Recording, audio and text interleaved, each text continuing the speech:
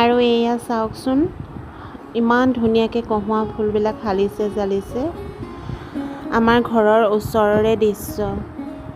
আৰু এই কহুৱা ফুলেই আনি দিলে শৰতৰ বতৰা নহয়নে বাৰু আৰু শৰৎ মানেই হৈছে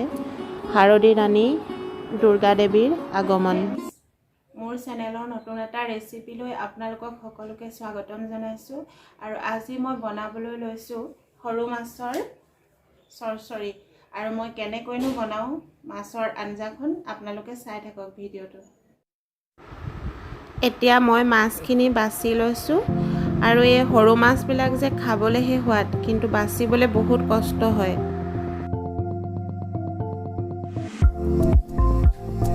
আৰু এয়া মই মাছখিনি ধুই পখালি ল'লোঁ ভালকৈ ইয়াতে দি দিছোঁ নিমখ অকণমান হালধি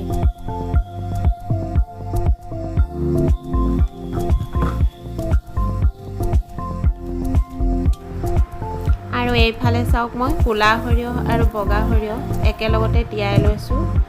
10 মিনিটমান তিতিলেই হৈ যাব আৰু এয়া মই কেৰাহীখনত তেল দি ল'লোঁ এতিয়া মই অলপ অলপকৈ মাছখিনি ফ্ৰাই কৰি ল'ম গোটেইখিনি একেবাৰতে দি নিদিওঁ মাছখিনি ভাঙি যাব পাৰে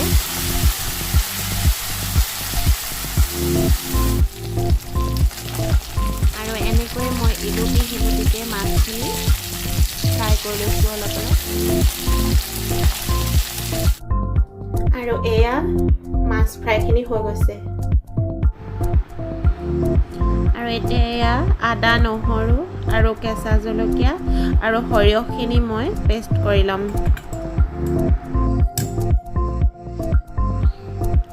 আৰু এয়া মই পেষ্টটো কৰোঁতে অকণমান পানী দি লৈছোঁ তেতিয়া সৰিয়হখিনি ভালকৈ পিছ যায় আৰু ইয়াতে মই কাটি লৈছোঁ পিঁয়াজ বিলাহী আৰু কেইডালমান ধনিয়া আৰু এতিয়া মই তেলতে দি দিম কেইটামান গোটা জিৰা আৰু ক'লা জিৰা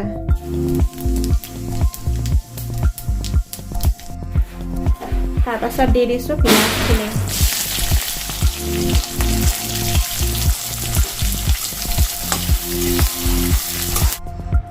দি দিছোঁ কাটি থোৱা বিলাহীখিনি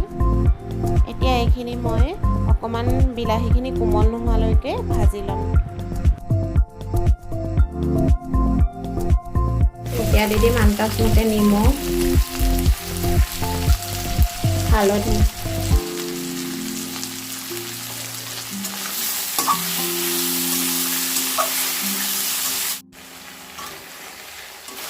আৰু এতিয়া বিলাহীখিনি কোমলি গৈছে এতিয়া ইয়াতে দি দিম মই সৰিয়হৰ পেষ্টখিনি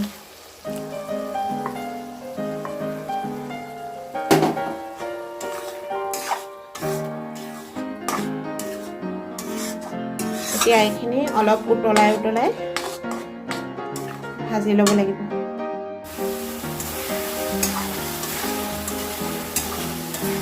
আৰু এতিয়া মই দি দিম এই ফ্ৰাই কৰি ৰখা মাছখিনি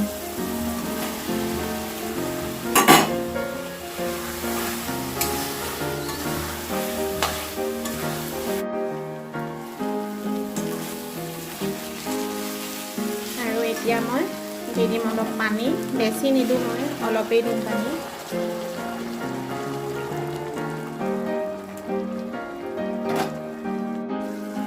আৰু এয়া চাওক মাছৰ চৰচৰিখন হৈ গৈছে আৰু এতিয়া লাষ্টত মই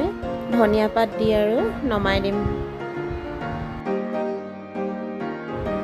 আৰু মোৰ ৰেচিপিটো চাই আপোনালোকে যদি ভাল পালে তেতিয়াহ'লে লাইক কমেণ্ট শ্বেয়াৰ আৰু ছাবস্ক্ৰাইব কৰিবলৈ নাপাহৰিব